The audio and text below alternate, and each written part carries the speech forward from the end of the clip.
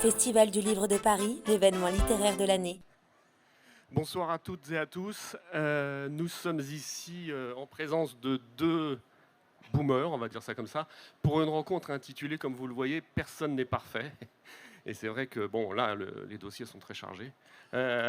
Juste au cas où vous ne connaîtriez ni l'un ni l'autre, ce qui me paraîtrait tout à fait indécent, mais quand même, je rappelle que Vincent Ravalec est un garçon de 62, on est tous les trois des garçons des années 60, mais 62, il est écrivain, réalisateur, scénariste, producteur, et en 94, pour son premier roman, il avait eu le Cantique de la racaille, je rappelle, pour ceux qui ne s'en souviendraient pas, il avait eu le prix de Flore, créé par un certain Frédéric Becbédé, ici présent, et c'est un prix qui lui avait été remis par Françoise Sagan. C'est vrai. Oui, c'était un grand moment, oui, tout à fait. Je m'étais retrouvé face à Françoise Sagan, ce qui était assez plus qu'inédit pour moi, oui. Flippant même, non? Alors, je crois que Frédéric doit se souvenir la tête que j'ai, parce que je crois qu'il y a encore une photo de moi au Flore, où Ouais. on me voit. Je pense que j'ai l'air tellement ahuri de la situation que tout est dit, quoi. D'accord. Et puis à côté, donc Frédéric Becbédé, dont on vient de parler, il est de 65, donc très jeune. Écrivain, scénariste, réalisateur, animateur de télé, critique littéraire au Figaro Magazine. Personne n'est parfait. Personne n'est parfait. Et puis, il a eu des prix aussi, lui, prix Interallié, prix Renaudot, c'est pas mal. Alors, vous êtes là tous les deux pour des livres qui ont des sujets tout à fait connexes. Frédéric, Confession d'un hétérosexuel légèrement dépassé. Tout est dans le légèrement, chez Albin Michel. Et Vincent, Mémoire intime d'un pauvre vieux essayant de survivre dans un monde hostile. Autant dire qu'on est vraiment dans le même registre. Si c'était possible, on pourrait commencer par avoir un petit extrait. Les deux. Les deux. Non, alors là, on va être juste. Commencer par Vincent.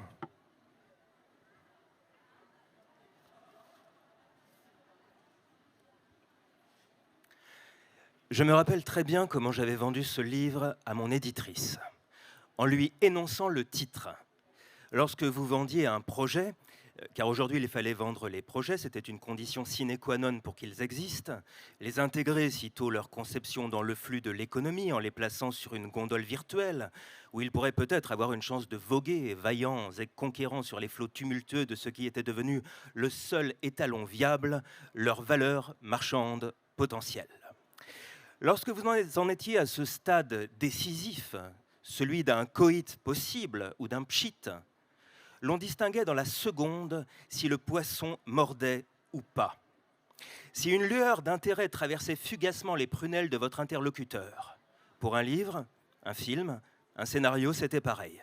Les gens étaient submergés, en tout cas ceux de l'écosystème à qui j'avais la possibilité de m'adresser, constamment sollicités par des auteurs, des scénaristes, des réalisateurs, alors qu'eux-mêmes couraient après des financements, devaient justifier des bilans dans un monde où rien n'était tout à fait certain, à commencer par leur propre place dans la sarabande qui animait le bazar. Le game, selon la terminologie plutôt juste du moment. Ce n'était donc pas chose facile que de vendre des projets, en tout cas des projets perso. Cela demandait souvent astuce et pugnacité. Il était rare que toc du premier coup on vous dise banco, top là, mais c'est ce qui s'était passé. Je n'avais même pas fini ma phrase. Vieux et monde hostile et survivre, qui avait résonné dans la salle de fond du Select, celle où mon éditrice avait l'habitude de me donner rendez-vous, que c'était dans la boîte. Les vieux étaient la nouvelle donne que personne n'avait tout à fait bien prévue. On était plus jeunes, on était vieux. Rien d'anormal à cela, c'était dans l'ordre des choses, oui, sauf que là, nous étions face à un mouvement collectif, car c'était tout le monde. Nous étions passés, nous les Occidentaux, d'un monde de jeunes à un monde de vieux. Une femme de plus de 18 ans sur 2 en avait plus de 50, et ce n'était que le début. On prévoyait un pic dans les années à venir, un truc monstrueux. La citadelle occidentale transformée en maison de retraite. Les vieux étaient une déferlante, c'était épouvantable. Mais économiquement, pas dénué d'intérêt. En tout cas, dans le secteur de l'édition. Pourquoi ? Parce que les vieux venaient de l'ancien monde, celui où cela paraissait normal de payer pour un bien culturel, ce qui n'était pas le cas des jeunes. De plus, les vieux lisaient, Ce qui n'était pas non plus le cas des jeunes. Et les vieux, laborieux, retraités, économes, avaient le moyen d'acheter des livres, ce qui là encore n'était pas le cas des jeunes, qui de toute façon ne voyaient pas du tout, même quand on leur expliquait et qu'on leur donnait de l'argent pour cela, pour quelle raison il aurait fallu payer pour un bien qu'en 2 clics on pouvait obtenir gratis via Internet. Donc un journal intime sur un ton drôle, non, si vraiment poilant, je te jure, hein, non, hyper fun, enfin avec mon humour, tu vois, cochait pas mal de cases. Et le côté monde hostile et survie, tu le traites comment? Ah, drôle. Si, non, drôle bien sûr, mais aussi âpre, je veux dire, journal intime de moi dans Jungle Urbaine, Survival, l'écrivain vieillissant, avec une résonance sociale. Peut-être pas à ce point, mais si, oui, résonance sociale, enfin je veux dire, résonance sociale dans laquelle tout le monde se reconnaît. Vieillir, c'est universel. Il n'y avait pas tromperie sur la marchandise. Je savais exactement comment le vivre, comment le livre allait démarrer. J'avais déjà commencé à l'écrire. C'était un sujet grave, le genre de sujet qui vous prenait aux tripes et qui nécessitait un livre urgent, un livre important, un livre qui était comme un torrent de lave, un livre que je devais écrire. C'était un cri, voilà. Le cri d'un pauvre vieux. Ça démarrait de cette façon, sans fioriture, sans rien cacher de la sinistre vérité, de la hideuse vérité. Un jour, j'étais devenu vieux. Ce n'était pas arrivé soudainement comme si j'étais passé d'un temps à un autre, d'un état à un autre, non. Je ne m'étais pas éveillé un matin hurlant de saisissement, me disant « purée, je suis vieux, quelle horreur ». Cela s'était passé comme cela se passe. J'avais d'abord réalisé que j'allais vieillir, puis que j'étais en train de vieillir, puis comme cela perdurait, que selon toute probabilité, j'allais devenir vieux pour de bon. J'avais fini par me dire qu'il allait être nécessaire de me faire à cette idée, ne serait-ce que parce qu'il paraissait inéluctable. Jeune, tu avais été, vieux, tu deviendras.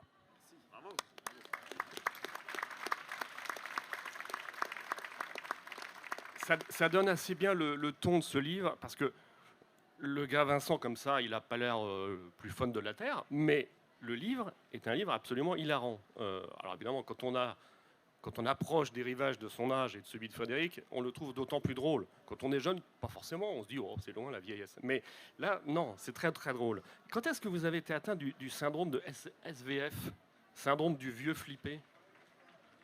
Bah déjà, je suis un hypochondriaque, donc c'est déjà un substrat assez favorable au fait après d'être vieux chondriaque. Et c'est vrai que d'année en année, quand vous arrivez au-dessus de 40, 50, 55, il y a un moment donné, en fait, c'est comme avec du savon, quoi. Je veux dire, la pente glisse de manière inexorable. Et le livre a quand même une vertu, et je pense qu'il a aussi une vertu quand on le lit, c'est qu'il fait rajeunir. En fait, depuis, ça a été comme un exorcisme. Depuis que j'ai écrit ce livre, je ne suis plus vieux, alors que je l'étais avant. Alors, vous racontez les expériences de votre... Est-ce que c'est votre double? Est-ce que c'est vous? On ne sait pas bien, mais ce n'est pas très très important. Les expériences sont assez surréalistes parce que, en fait, il refuse de vieillir et il essaye tout un tas de subterfuges. Notamment, il commence par les sites de rencontres pour seniors. Et là, je dois dire que c'est gratiné de chez gratiné. On a envie de savoir si c'est vous qui avez tenté l'expérience, parce que notamment, il y a une scène où le personnage, le vôtre, finit dans la rue en toge, à moitié nu, avec un masque de Lapinou. On se demande, est-ce que vous l'avez vraiment fait, ce truc, ou pas? Alors évidemment, j'ai un devoir de réserve, mais j'aurais tendance à vous répondre, je crois que c'est Blaise Cendrars, c'est qu'importe que j'ai pris ce train, puisque les lecteurs l'ont pris. Hein, mais donc non, j'aurais tendance à botter en touche. Je vous dirais pas si j'ai vraiment été nu sous une toge à côté de la place de Clichy avec un masque de Lapinou, mais peut-être que oui. Ça a l'air assez précis quand même. Après, ce personnage considère que ses ventes de livres ne sont pas ce qu'elles devraient être, et donc essaye tout un tas de choses. Il s'improvise colleur d'affiches pour son compte. Il commence à piquer des livres, les siens, pour les revendre, pour les signer. Enfin, qu'est-ce que c'est que ce truc? Non, mais qu'est-ce que c'est que ce truc? Est-ce que vous pensez que quelqu'un va investir dans des affiches 4x3 pour les mettre dans les gares pour vendre mes livres? Non. Tandis que, en fait, les affiches sont très prescriptives quand vous allez en coller. Vous avez un retour sur investissement très important et ça coûte pas très cher. Et pour ce qui est d'aller voler des livres, en fait, c'est le principe du top 50. Vous savez que ça fait un appel d'air. Donc c'était un peu le but. C'est bien de raconter ça dans un endroit où on vend des livres, c'est tout à fait utile. Alors attention, je précise tout de même, d'ailleurs je me suis accroché avec une libraire de la grande distribution, que c'était juste dans la grande distribution, qu'au contraire, chez les libraires indépendants, qu'il y a une sorte de Robin des Bois de l'équité dans le subterfuge pour aller... Et alors, le personnage, toujours dans un but de ralentir l'inéluctable, essaye plein de choses, et puis il se dit finalement, j'ai 2 projets immenses. Un, je vais me présenter à l'Académie, ce qui va nous donner l'occasion de rebondir sur le personnage à côté. Et 2, je vais écrire un roman porno. Commençons par le roman porno. Vous avez essayé ça? Bah oui, puisqu'il y a un extrait dans le Oui, livre. certes, mais bon. Bah alors, en fait, je me suis dit qu'après, pour des tas de raisons qui sont un peu contextuelles aussi à l'époque, je me disais qu'un vieux qui écrit un roman porno aujourd'hui, c'est pas franchement top, quoi. Ça fait un peu vieux porno. Et j'étais pas sûr qu'en termes de teasing, c'était vraiment l'idéal. Donc j'ai un peu renoncé pour l'instant. Ouais. Et l'Académie? Alors l'Académie, en fait, c'est sur les conseils de Frédéric qui m'a dit que je devrais vraiment me présenter. Donc en fait, ce livre est ma candidature. Il faut écrire une lettre pour se présenter à l'Académie. Je crois que c'est comme ça que ça se passe. Donc je ne l'ai pas encore envoyé, mais j'attendais de voir un peu si ça mordait. Et manifestement, les retours sont plutôt bons. Donc je vais envoyer ce livre. Mais je vais peut-être attendre que la secrétaire générale ne soit plus la même. Perpétuelle ne soit plus... je ne suis pas sûr que je sois à son goût. D'accord. Ah. Mais c'est une pure supposition, peut-être. Que Oui, oui, oui. On en reparlera tout à l'heure. Méfiez-vous, parce que si vous vous présentez, il se présentera contre vous et vous serez battu. Parce que ça, il fait ça très bien. Hein. Demandez à Dutortre. Sinon, dans les projets complètement déments, il s'agit aussi de racheter une ville dans laquelle les vieux, les sexagénaires et plus, si affinité, feraient ce qu'ils veulent, sexe à gogo, alcool, débridé total. Qu'est-ce que c'est que ce... Alcool, j'étais plutôt parti sur du MDMA, en fait. Mais c'était quelque chose qui sont en phase aussi avec notre génération. Hein. J'ai la fibre entrepreneuriale, malheureusement, j'ai du mal pour tout ce qui est levée de fonds, tout ça, je ne suis pas tout à fait au point. Mais c'est évidemment une manne, c'est ce qu'on appelle l'or gris. Et alors, dans le taxi, en arrivant, j'ai entendu parler de la silver economy. J'ignorais absolument. Silver economy, bien oui. sûr. Et alors là, c'est pareil. Vous vous lancez là-dedans, et alors à chaque fois que vous vous lancez dans un projet, il arrive un truc. Vous êtes vraiment monsieur catastrophe. Donc la silver economy, le Covid, l'autre projet, la guerre en Ukraine, enfin, c'est la totale loose, quoi. En tout cas, j'ai réussi à faire un roman, c'est déjà ça. Hein. Est-ce que c'est un roman, véritablement? C'est exactement ce que ça paraît être, c'est-à-dire c'est un journal intime, et les journaux intimes, on sait bien que fiction et réalité sont étroitement mêlés. Ouais. Et alors à la fin, un sujet qui rejoint les préoccupations de Frédéric, votre éditrice vous fait soumettre votre manuscrit à une jeune femme pour, en gros, vérifier si tout est conforme. Par les temps qui courent, c'est plus utile, plus sage. Et là, c'est pas terrible non plus. Oui, en fait, alors je suis obligé de spoiler un peu ce qu'il y a dans le livre. En fait, il y a des passages qui sont ghostetés, donc qui sont rayés. Ghostés. Alors vous pardon. utilisez beaucoup d'anglicisme, c'est un peu chiant quand même, non? Oui, alors que je parle très mal anglais. C'est d'ailleurs c'est bizarre, une preuve de tartufferie. Mais et c'est vrai qu'on comprend pourquoi à la fin. C'est qu'en fait, à la fin, le livre est relu et il y a des choses qui passent et qui ne passent pas. Il y en a pas mal qui ne passent pas d'ailleurs. Il y en a pas mal qui passent pas. Ouais. Mais peut-être qu'on va se tourner vers Frédéric. Ben oui, parce que lui, il est... d'ailleurs, on va commencer par un extrait, comme ça on va mettre un peu le...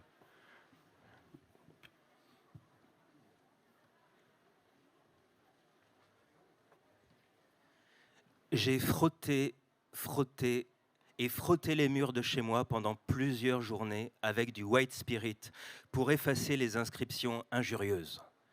Je remercie mon voisin qui m'a aidé à nettoyer ces obscénités, ainsi que le garagiste qui a refusé de me faire payer le lavage à la main de ma bagnole. Cette agression m'a permis de vérifier aussi la solidarité basquaise. Il a fallu frotter, mais comme cela ne suffisait pas, il a fallu tout repeindre en blanc pour effacer définitivement les inscriptions ignobles avant de décaper la terrasse au Karcher. J'ai appris à ma grande surprise que mon assurance, Generali, c'est le moment de faire de la publicité, refusait de rembourser le ravalement des graffitis, tags et autres agressions bariolées sur les murs des habitations privées. Les attentats à la peinture fraîche ne sont pas des catastrophes naturelles, me déclara mon assureur. Vous ne remboursez donc pas les catastrophes humaines? Non, monsieur, il y en a tellement qu'on mettrait la clé sous la porte. La même année 2018, j'étais présent lors d'une attaque à main armée au bar du Ritz. 3 individus cagoulés ont fait irruption par la sortie de secours. Le barman bloquant la porte, les assaillants l'ont brisé à coups de hache, comme dans Shining. Je faisais à peu près la même tête que Shelley Duvall. La sécurité de l'hôtel a ouvert le feu. Un homme a été touché à la cuisse. Je l'ai vu pisser le sang, étendu dans l'entrée de la rue Cambon. La fusillade s'est poursuivie dans le couloir qui mène à la place Vendôme. Les herses blindées qui protègent les vitrines de joailliers sont descendues du plafond, piégeant les gangsters. Mais cela, dans le feu de l'action, nous ne le savions pas. À cause des cris et de la fusillade, tous les clients présents ont cru à un attentat de Daesh, analogue à celui du Bataclan. Allongés par terre, nous n'en menions pas large. Depuis, je suis devenu légèrement paranoïaque, car je ne possède pas d'armes chez moi. Savoir que des inconnus connaissent mon adresse et sont venus redécorer ma terrasse de nuit pendant que mes enfants, une fille de 3 ans et un garçon de 6 mois, dormaient à l'étage, provoque curieusement chez ma femme et moi des attaques de panique au moindre bruit dans le jardin. Nous avons donc adopté un chien de cour italien de sexe femelle, un splendide Canet Corso au pelage fauve froment, logiquement baptisé Simone, puisqu'elle protège par ses aboiements ma famille des agressions féministes. Je ne dis pas que je suis un vétéran de la guerre du Vietnam, mais la police considère que toute personne présente lors d'une fusillade à balles réelles est psychiquement traumatisée, même si elle n'a pas été physiquement blessée. Depuis cet événement, j'ai du mal à dormir sans somnifère. Je n'aurais peut-être pas dû refuser de parler à la cellule psychologique qui m'était proposée par les policiers. Peu après, j'ai commencé à voir de plus en plus flou en lisant. Puis mon pied droit s'est engourdi, j'ai perdu 10 kilos, on m'a fait passer toutes sortes d'IRM. Finalement, c'est une prise de sang qui a révélé que j'étais diabétique de type 1. Souvent, un stress émotionnel important peut déclencher l'arrivée d'un diabète de type 1 préexistant. Moi qui venais de publier Une vie sans fin, voilà que je perdais 11 ans d'espérance de vie en une matinée. Une vraie cure de jouvence. Après un tel rendez-vous, vous ne vivez plus de la même façon. Vous contrôlez toute la journée ce que vous mangez, vous vous piquez 4 ou 5 fois par jour pour faire redescendre votre taux de glucose dans le sang. Si vous injectez trop d'insuline, vous risquez le coma. Si vous n'en piquez pas assez, vous risquez d'être aveugle. Votre vie consiste à slalomer entre l'évanouissement et la cécité. Vous apprivoisez la mort. Vous n'avez plus de temps à perdre, chaque décision que vous prenez est dictée par une nouvelle urgence. La renonciation au sucre est une ascèse impossible à atteindre. Abandonner la cocaïne est facile en comparaison. Le diabétique doit s'interdire les joies du chocolat, le plaisir des Haribo, la volupté du caramel, l'addiction à la réglisse, l'orgasme des éclairs et des opéras, le croissant du matin trempé dans le café et les cocktails au Baileys, en rajoutant un peu de calois et un zeste d'amaretto le soir, Madre de Dios. J'ai dû faire une croix sur les friandises, les confiseries et les milliardises. Quelqu'un peut-il me dire quel est le sens de la vie sans sundaes au chocolat, ni Dame Blanche, ni Kit Kat Ball, ni Michoco? Pourquoi vivre si l'on doit remplacer les gélules multicolores des Carensac par celles de la metformine? Comment est-il possible de renoncer au Salvatore de chez Fouquet? Durant toute mon existence, je me suis identifié à ce caramel tendre enrobé de caramel dur, dont il faut croustiller l'écorce pour faire fondre sur la langue un cœur mou. Bravo. Donc, si on a bien compris, l'écriture de ce livre est avant tout une réaction à ce qui s'est passé en 2018, au départ. Oui, j'ai toujours besoin de partir d'un événement personnel.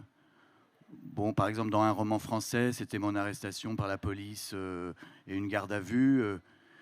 Là, oui, le tagage de ma maison.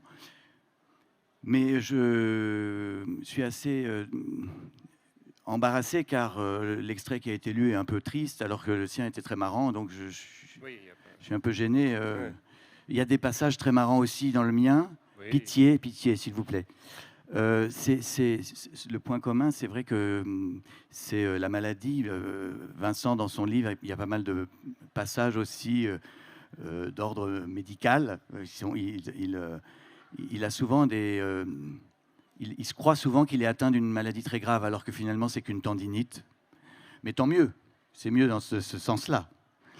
Et bon, alors donc, c'est un livre sur... le point commun, je dirais, avec Vincent, c'est un bilan de l'existence de peut-être de 2 hommes qui se sont pas aperçus qu'ils étaient vieux. Tout d'un coup, un matin, ils s'en rendent compte. C'est un peu soudain.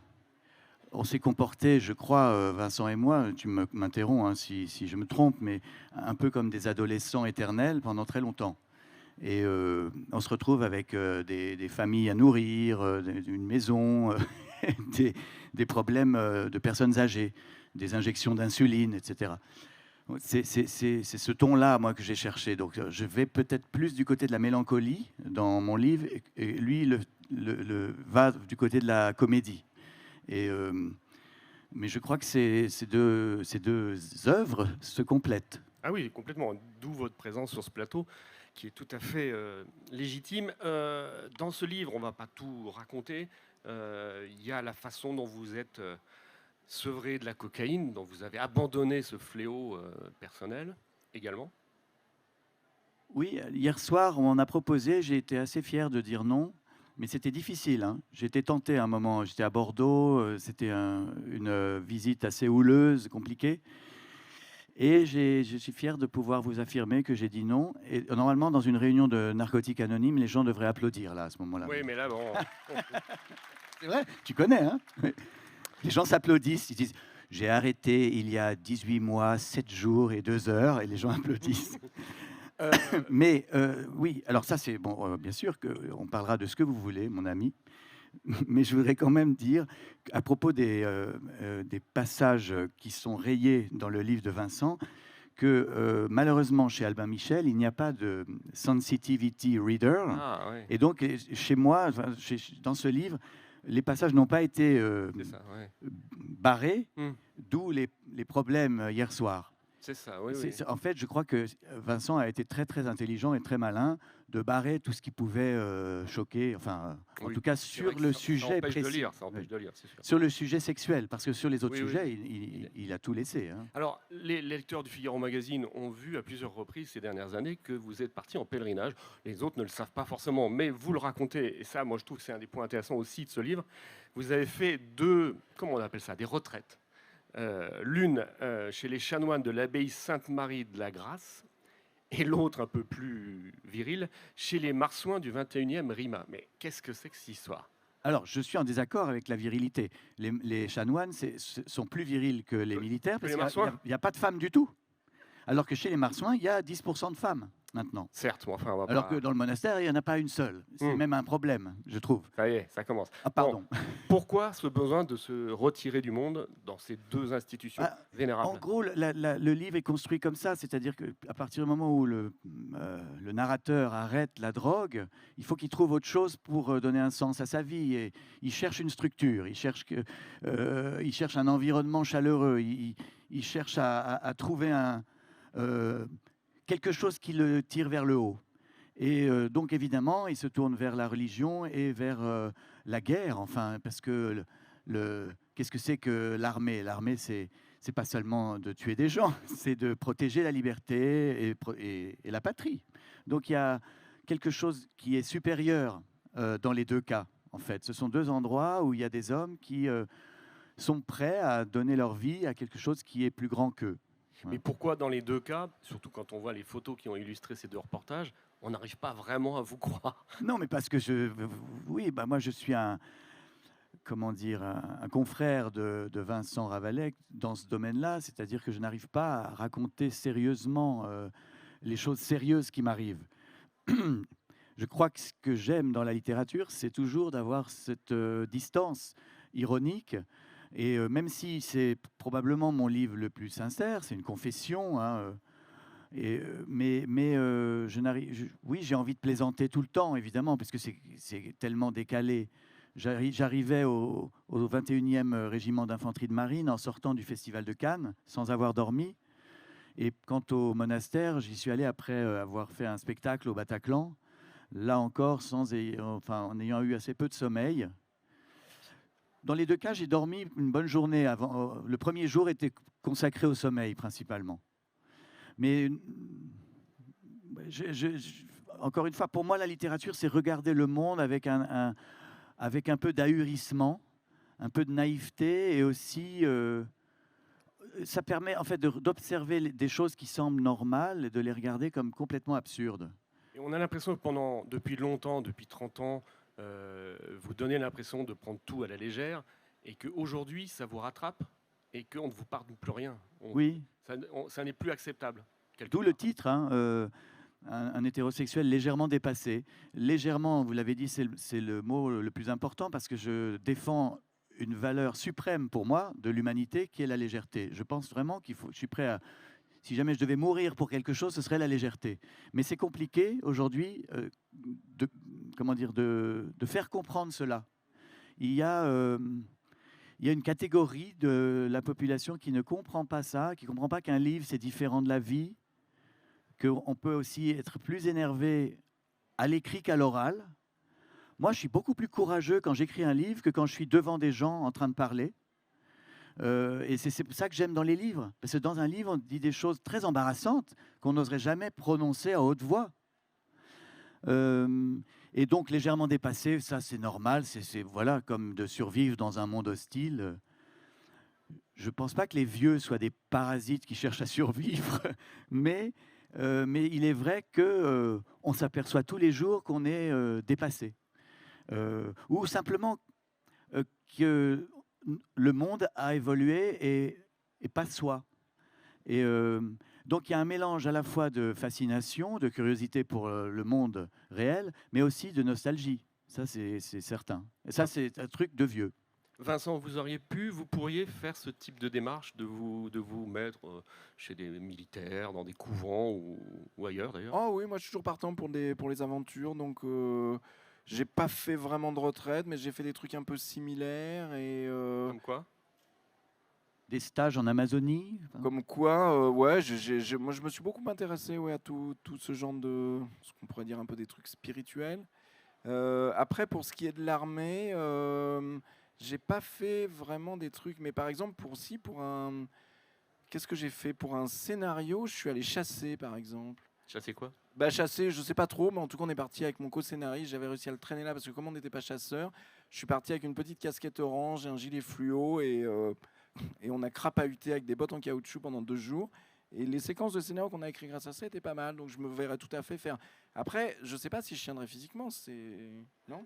C'est costaud, non, d'après ce qu'il y a dans le livre? Eh ben, on m'a demandé de plonger dans de l'eau de 5 Ouais. mètres de haut, d'aller dans un tunnel sous-marin, de ressortir de l'autre côté, remonter une échelle de corde. Ça, c'est parce Alors, que tu es jeune que tu as pu j'ai faire ça. pas- je Moi, suis- non, trop on a le même âgé âge. pour ça, hein. Non. Non, tu es plus jeune. Ah non, Oui, ouais. oui, je suis plus 4 jeune. ans d'écart. quand 4 même. ans d'écart. C'est beaucoup à cet âge. Eh ben, mais je crois que le fait d'arriver du Festival de Cannes faisait que j'étais galvanisé. Je me suis dit, je vais leur prouver quelque chose. Je voulais en fait être comme un acteur de cinéma. Et comment ils vous ont reçu les moines d'un côté et les militaires de l'autre? Comme une Mais curiosité, Très comme quoi? généreusement, oui, Ouais. je pense ils étaient curieux, ils me regardaient un peu comme si j'étais un extraterrestre. Mais cela dit, chez les moines, ils fréquentent Jésus-Christ, qui est un extraterrestre, donc ils ont l'habitude. Et puis les militaires, il y a vraiment une solidarité. Je pense qu'ils aiment bien accueillir. Ces 2 endroits sont des endroits d'hospitalité, vraiment.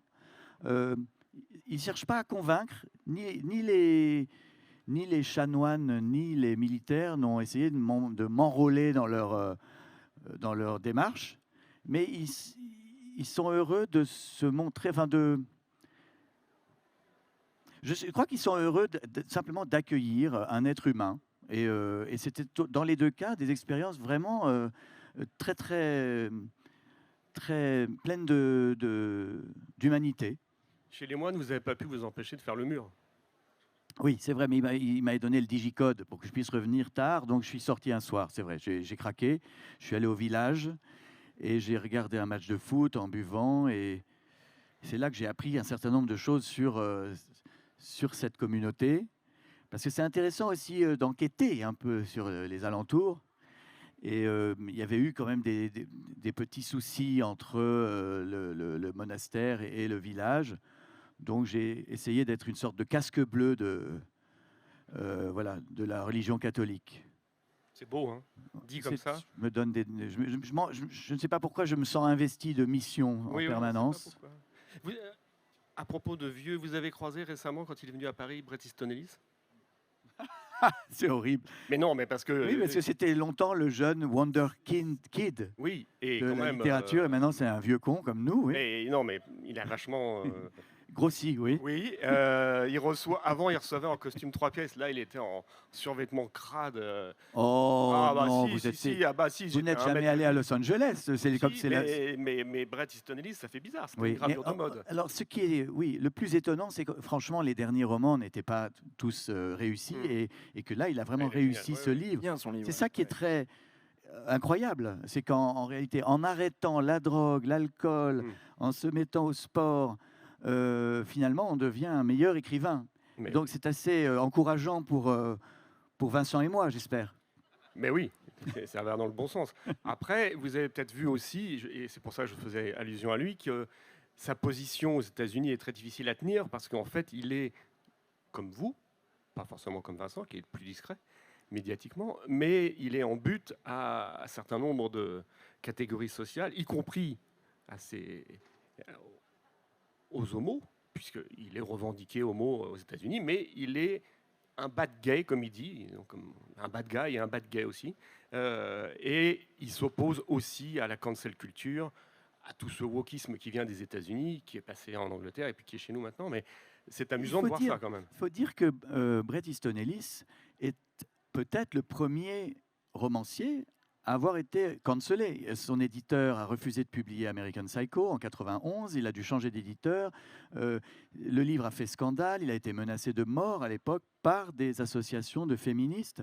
Et donc je ne pense pas qu'il avait pour vocation de devenir un critique de la censure, mais il l'est devenu par la force des choses. C'était les débuts de ce qui est en train d'arriver maintenant chez nous. Oui. Et son roman, le dernier, l'excellent roman, a été refusé par son éditeur anglais. Donc sans raison précise, mais lui, il a compris que l'image, entre guillemets, qu'il donnait de la communauté homosexuelle des années 60 à Los Angeles, où la liberté était totale, ne plaisait pas du tout en Angleterre. Ah, le dernier, The Shard, oui. Ah oui, oui. Mais pourtant, vis-à-vis de la communauté homo, c'est quand même la première fois que Ellis assume son homosexualité, raconte la difficulté dans son milieu social à l'époque de faire son outing, son coming out. Et donc, il y a des scènes hallucinantes, mais vraiment très... Je n'avais jamais lu ça, d'un homosexuel qui se force à coucher avec des femmes, donc en fermant les yeux et en pensant à des garçons. Et je trouve ces scènes incroyables parce que c'est à la fois très drôle et très triste. Et puis il reconnaît aujourd'hui, ce que je trouve assez amusant, c'est quand on lui dit mais vous êtes une star ou quoi ou qui, il dit mais pas du tout, regardez-moi. Alors c'est vrai, quand on le voit, on n'a pas l'impression que c'est une star. Et puis il dit mais non, mais moi j'ai plein de problèmes, ma baraque est en travaux, mon mec est en cure de réhabilitation, machin, ma sœur est folle, enfin, ouais, ma vie est une vie de merde en gros, je ne suis pas une star. Mais non, mais ça vous a pas surpris de le voir comme ça? Aux États-Unis, et je crois que c'est peut-être quelque chose que je partage, nul n'est prophète en son pays, en gros.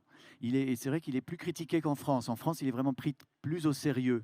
J'avais lu des articles sur Ellis qui étaient vraiment très agressifs en Amérique. Bon, alors franchement, je pense qu'il a quand même son importance. Less Than Zero est un roman important. Quoi, mais à l'époque, il y avait eu dans une critique, un critique éminent avait écrit on publie le roman d'un drogué de 20 ans, la littérature est foutue. À l'époque déjà. Donc, Et c'est comme ça que ça a entraîné son succès. Oui. Ce genre, c'est tout à fait bien quand on a des critiques. C'est ça que j'ai remarqué. Le scandale est malheureusement vendeur.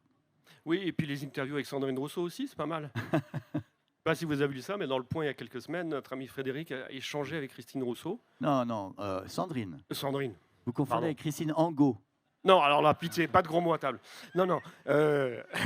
Et c'était quand même incroyable de vous voir comme ça, gloser sur l'importance du clitoris et toutes ces choses. Ah oui, alors donc, il faut raconter. Sandrine Rousseau, donc, on parle de MeToo, et Sandrine Rousseau me dit, oui, MeToo, c'est l'irruption du clitoris dans la vie politique. Je lui réponds, je connaissais l'existence de cet organe avant 2017. Et nous voilà en train de parler de cunilingus, en réalité, tout simplement. et de choses assez porno dans Le Point. Et Le Point les a publiées, ce qui est une preuve d'ouverture d'esprit de la part de ce journal. Je ne suis pas sûr que Le Figaro aurait publié l'entretien Ah ben, je dans son pense pas. intégralité. Non, surtout pas le vôtre, le Figaro Magazine. Mais c'est vrai. Mais j'ai trouvé qu'il y avait une sorte de connivence entre vous. Je ne sais pas, moi je suis courtois quand je parle avec vous. Oui, mais c'est normal. Mais moi, Pourtant, nous sommes des opposants. Hein. Je vous attaque pas, je vous agresse Non, pas. non, alors. mais je trouve que c'était. Non, Je trouve ça élégant de sa part Ouais. d'avoir Oui, c'est vrai. accepté de discuter après avoir lu le livre. Mm. Parce qu'il y a beaucoup de féministes qui n'ont aucune envie ni de le lire, ni de l'ouvrir, ni même de discuter de ces questions-là. Mm. C'est bien le problème. Je suis pour qu'on discute et qu'on puisse débattre tout à fait démocratiquement et avec franchise. Donc ça, qu'elle accepte le débat était intéressant, était plutôt même une preuve de fair play. Tout à fait. Vincent, vous, toutes ces questions de wokisme, de cancel culture, ça vous affecte ou vous passez complètement à côté? Vous êtes dans votre activité, dans vos activités multiples et variées? Évidemment, je peux pas ne pas en tenir compte. Ce serait être complètement hors sol de prétendre ça. Après, mais puisqu'on est là pour se parler franchement, il y a un petit passage dans mon livre où je dis ce que je pense du monde en fait. Je pense qu'on est tout de même un peu dans un hôpital psychiatrique, donc j'ai un peu du mal à me positionner de manière trop virulente. En fait, j'ai beaucoup de mal avec la confrontation quand elle tourne avec trop d'antagonisme, avec trop de conflits. Je pense qu'on est tout de même dans un monde où on arrive à des choix. Alors, je suis comme Frédéric, j'adore la légèreté, je trouve ça super de blaguer, mon livre est vraiment drôle. Mais là, aujourd'hui, moi, j'ai des petites filles et je peux pas m'empêcher de me projeter, enfin de me projeter pour elles. Et je me vois pas dans un monde où il va y avoir les Américains contre les Chinois, les Juifs contre les Arabes, les Noirs contre les Blancs, et maintenant les hommes contre les femmes. Je veux dire, pour moi, c'est trop violent en fait. Je trouve qu'il y a évidemment que tout ce que disent par exemple les féministes, pour moi, c'est des vrais sujets. Je veux dire, il n'y a pas de débat là-dessus. Mais après, la manière de s'en saisir, je pense qu'on pourrait être un peu plus cool. Voilà, en gros, ma position. Et au niveau de l'écriture, l'écrivain d'aujourd'hui, 30 ans après le prix de Flore, qu'est-ce qui a changé? On a l'impression que le monde de l'édition n'est plus le même. On est écrivain aujourd'hui, c'est quand même plus difficile qu'avant, non? Pour moi, je ne sais pas si c'est plus difficile, mais j'ai sorti l'intégrale de mes nouvelles d'ailleurs que Frédéric a eu la gentillesse de préfacer. Et je m'étais que quand je les ai relus, je les ai pas lus, ça s'étale sur 30 ans en fait. Et jamais je pourrais écrire ça aujourd'hui. Je veux dire, je parle de PD, de trucs, de machin. Enfin, et c'est ce que je dis dans la préface. Il y avait les gens parlaient comme ça en fait. Je ne faisais que retranscrire moi que le milieu que je connaissais, et c'était du milieu où personne ne prenait de gants avec la manière dont on nommait les choses. Ou bon, c'était comme ça. Et il y avait absolument aucune arrière-pensée de ma part quand j'ai écrit ça. Enfin, il y avait ni racisme, ni xénophobie, ni quoi que ce soit, ni racisation de qui que ce soit. C'était juste un naturalisme en fait. Ce naturalisme aujourd'hui, je pourrais plus me le permettre. C'est d'ailleurs pour ça que j'ai fait ces passages de Ghosté dans le truc pour tourner ça un peu en dérision. Donc, est-ce que c'est plus heureux d'être écrivain aujourd'hui? Je ne sais pas. Moi, j'adore le monde tel qu'il est. Je trouve que chaque époque est vraiment géniale. Je trouve que l'époque est géniale aujourd'hui. En même temps, bon, c'est anxiogène, c'est flippant, il y a plein de trucs. Ça fait partie du théâtre dans lequel on évolue, quoi. Non, parce qu'on a l'impression que les écrivains, les sexagénaires, on va dire, pour faire un peu, on va vieillir un peu Frédéric, mais souvent, quand la télé ou les réseaux sociaux s'en mêlent, d'une manière ou d'une autre, parfois de leur faute, je pense à Yann Moix, tout à coup, les gens se font non seulement lyncher, mais en plus n'ont plus beaucoup d'existence finalement. Vous, Frédéric, vous êtes dans le jury du prix Renaudot, donc c'est important, il y a quand même quelque chose. Vous avez une chronique dans un journal, mais Moix, comme d'autres, finalement, ont du mal à subsister et à résister à ces attaques quand même assez violentes. Je me suis posé la question parce que là, j'ai donc un nouveau livre et j'ai fait une petite tournée de plateau. Et je crois qu'on n'est pas reçu, enfin en tout cas moi, j'étais pas reçu avec autant d'agressivité autrefois. Après, il faut se souvenir de ce que c'était qu'Apostrophe. C'était quand même un endroit très dangereux. Où il y a des tas de... Non mais c'est vrai, il y a des écrivains qui littéralement ont arrêté d'avoir une carrière après une émission d'Apostrophe. Hein. Donc c'était quand même dangereux, c'était en direct. Il y a toujours eu des polémiques. Je ne crois pas que ce soit ça le problème. C'est même une bonne nouvelle, je dirais, quand il y a une controverse à propos d'un livre. Il faut le prendre. Enfin, voilà, on est dans un festival du livre. Il faut se réjouir qu'il y ait des livres qui provoquent des discussions. Sinon, on arrête tout de suite. Mais là, en revanche, la question que pose Vincent dans son livre, en barrant des phrases, c'est pour déconner, évidemment. Et puis d'ailleurs, souvent, les phrases, on peut les lire quand même. Mais il pose la question, c'est pas la cancel culture, le mot exact, c'est la censure. Est-ce qu'on censure ou pas des passages dans les romans ou dans les essais des écrivains? Donc cette question-là, en fait, pour moi, il faut la traiter très simplement. On est pour ou on est contre la censure? C'est-à-dire qu'on ne peut pas être un petit peu censeur. On ne peut pas accepter qu'on corrige un bout, et puis, parce qu'on ne sait pas à quel moment ça s'arrête. Quand on commence à entrer dans un système de censure, et donc de trouille, bah, si les gens ont peur, ils vont commencer à s'auto-censurer, les livres vont devenir aseptisés, on va s'emmerder en gros. Et donc, je suis par principe absolument pour la liberté d'expression des écrivains. Je pense que c'est un livre, on n'est pas obligé de l'acheter, on n'est pas obligé de le lire, on doit être libre quand on écrit, et puis si ça choque, tant mieux. En gros, voilà ma position à moi. Ah, moi, je suis là 100% d'accord, mais plus que ça, je pense que c'est inhérent à la fonction de l'expression artistique, elle a pour but d'explorer, de montrer, de décrire, d'aller partout. Donc, vous ne pouvez pas avoir une expression artistique si cette expression artistique est censurée, c'est totalement antinomique. Mais c'est vrai que, pour revenir à ça, je n'écrirai pas ce que j'ai écrit dans mes nouvelles il y a 30 ans aujourd'hui, parce que j'ai pas envie qu'on me prenne la tête, tout simplement, et que je préfère botter en touche plutôt que de me retrouver dans une situation. Contrairement à Frédéric, moi, j'aime pas la polémique. Je suis pas à l'aise avec ça. Ça me mettrait mal à l'aise qu'on m'agresse. Si on est tagué ma maison, je serais très flippé. Je suis un peu lâche en plus. Moi aussi. Donc, mais même, c'est pas le rapport que j'ai envie d'établir, en fait.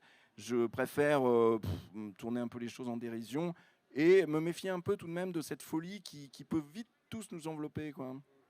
Mais je te précise que je suis entièrement d'accord avec toi. C'est pas très agréable, par exemple, hier soir, d'être à la librairie Mola, protégé par 3/4 de police, simplement parce qu'il y a une manifestation devant la librairie qui a couvert... Manifestation pour toi ? Oui. Plutôt contre que pour, d'ailleurs. Et puis, bon, on rigole parce que c'est pas très grave, mais ils ont donc vandalisé la librairie, interrompu la conférence. Je suis agréablement surpris ce soir de pouvoir parler. C'est pas fini ? C'est pas fini, c'est pas fini. Mais c'est vrai, et du coup, est-ce que je suis candidat à être comme ça? Pas du tout. Moi, je suis comme toi, j'ai envie d'être François Nourricier dans son fauteuil, tranquille, en train d'écrire, de ciseler ses œuvres. Il est totalement oublié, le pauvre. Mais je l'adorais. Et je l'adore toujours. Mais je pense que oui, donc je me vois pas, je suis pas candidat à être Salman Rushdie, voilà. Et je dis ça sérieusement parce que c'est à Paris, on a des amis comme Georges Wolinski qui ont été quand même exécutés simplement pour avoir été libres. Et ça commence par des trucs rigolos et puis ça se termine parfois très mal. Parce que c'est la liberté d'expression, pas forcément juste la créativité ou quoi, la liberté d'expression tout court, qui est un peu menacée quand même. Oui, c'est quelque chose peut-être qu'il faut expliquer, c'est qu'un livre, c'est pas la vraie vie. Et il y a des choses outrancières dans ce livre-là. Il y a des phrases qui sont sorties de leur contexte et qui choquent. D'ailleurs, je trouve qu'elles sont en général mal choisies. Il y a bien pire, mais je ne vais pas le signaler, mais il y a des phrases bien pires que les féministes n'ont pas encore vues. Mais je veux dire, tu sors une phrase évidemment de son contexte et tu peux et tout le monde peut s'énerver beaucoup, de même que j'étais d'ailleurs en colère en les écrivant. Mais c'est un endroit, le livre, qui est comme ça, où on se lâche un peu plus que dans la vraie vie.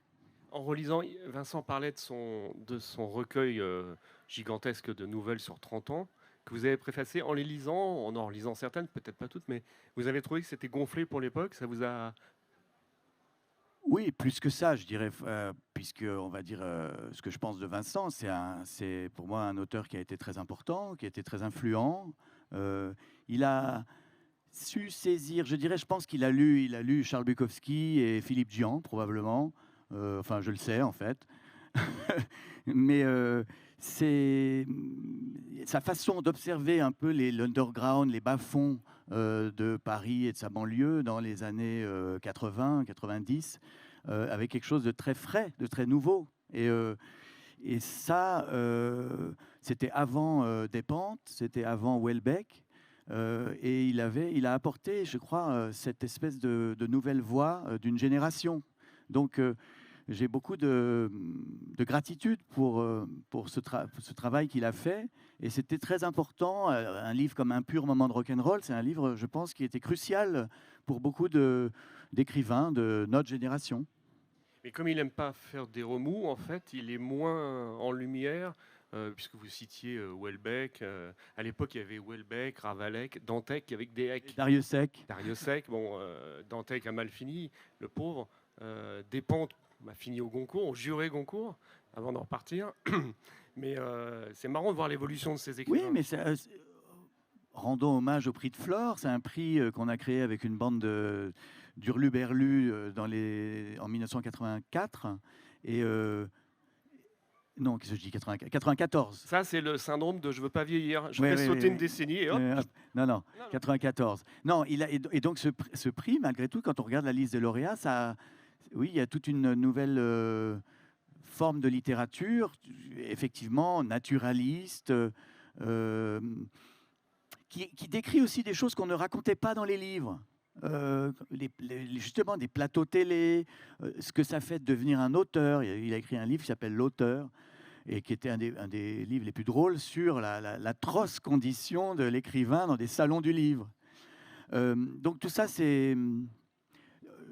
en fait, c'était de traiter des sujets qui n'étaient pas regardés par les écrivains auparavant.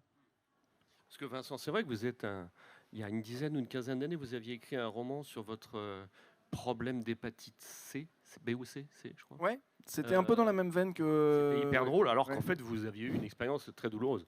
Très traumatisante, ouais, très traumatisante. Mais c'était toujours le même truc, ouais. Moi, je trouve que ce qu'il y a de génial dans l'expression artistique, et en l'occurrence dans la littérature, puisque j'écris, c'est que c'est comme une baguette magique. Vous pouvez tout transformer. Et Frédéric a tout à fait raison. Il y a une grosse différence entre la réalité et ce qu'on écrit. Je veux dire, et ça sert à ça. En fait, ça sert justement à délirer de partout, à faire des trucs graves, des trucs drôles, des trucs touchants. Mais justement, c'est grâce à ça. Enfin, et là, ça a été vraiment très bien dit par Noah Harari dans ses livres. Mais on est du récit. Sans récit, il n'y aurait pas de vie. Tout ce qui est là, tout ce que vous voyez autour de nous, c'est du récit. C'est parce qu'on l'a imaginé, parce qu'on l'a pensé, et qu'un jour qu'on l'a écrit, qu'on arrive à se projeter dans le futur, qu'on arrive à avoir une mémoire. Et tout ça, c'est grâce au récit, et aux récits les plus extravagants comme les plus sérieux. Donc, c'est très, très précieux, ça. Mais oui, c'est très. Quoi, qu'est-ce que vous voulez que je dise Mais non, je pensais que En fait, vous auriez un truc intelligent à dire. Oui, Ah, pour rebondir. non. Ah, non. Bon. C'était trop fort. Non, c'était Ouais, là, je sens que il est allé dans les stratosphères de l'histoire oui, de l'humanité, ouais. de son récit, depuis Gilgamesh. Donc là, si vous voulez, moi j'arrive derrière. Non. Non, c'est.